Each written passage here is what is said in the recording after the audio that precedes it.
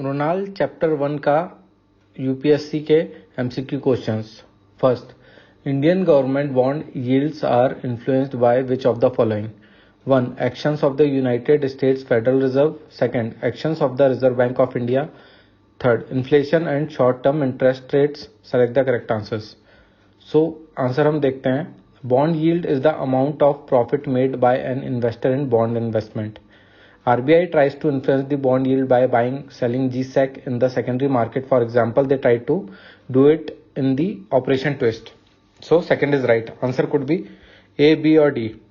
If you want to cook Birbal Khichdi, that is action X leads to Y, leads to Z, then actions of the US Feds also influence bond yields of the Indian GSEC because the foreign investors will accordingly buy, sell, dump Indian government securities in the secondary market depending on the returns offered by the US Feds on US Treasury bonds, and this will influence Indian government's bond yields. One may be right. Similarly, inflation and short-term interest rate may also influence the investor to buy, sell, dump Indian government securities in the secondary market to move money elsewhere. 3 may be right. Then answer could be D. All three statements are correct. If UPSC examiner is asking about direct and immediate influence and not Birbal Khichdi, then answer B. Else answer could be D. Next, with reference to India's decision to levy an equalization tax of 6% on online advertisement services offered by non-resident entities, which of the following statements are correct? First, it is introduced as a part of the Income Tax Act. Second, non-resident entities that offer advertisement services in India can claim a tax credit in their home country under the double taxation avoidance agreements. Select the correct answer using the code given below. A, 1 only, B, 2 only, C, both 1 and 2, D, neither 1 or 2. Answer है D. This was introduced in 2016 as a separate legislation under Finance Bill, and it doesn't provide tax credit in home country, so both wrong. Next, in the context of the Indian economy, non-financial debt includes which of the following?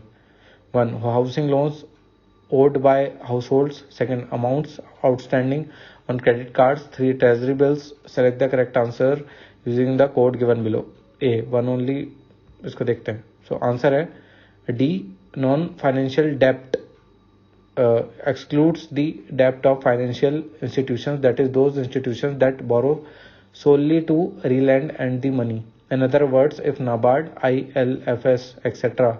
had borrowed money to relend it, then it would be financial debt, and all other types of debt will be non-financial debt. So in above options, all three loans are taken by persons or entities who will not relend it, but they'll use the funds for their own purpose. Therefore, answer should be D.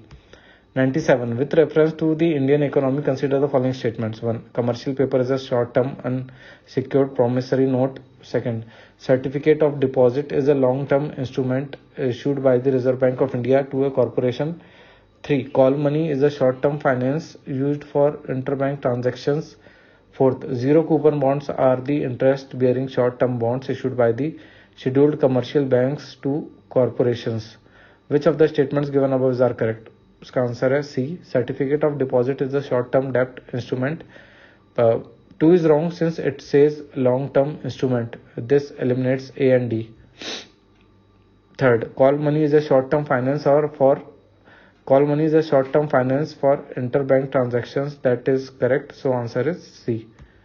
Next, what is the importance of the term interest coverage ratio of a firm in India? 1. It helps in understanding the present risk of a firm that a bank is going to give a loan to. 2nd, it helps in evaluating the emerging risk of a firm that a bank is going to give a loan to.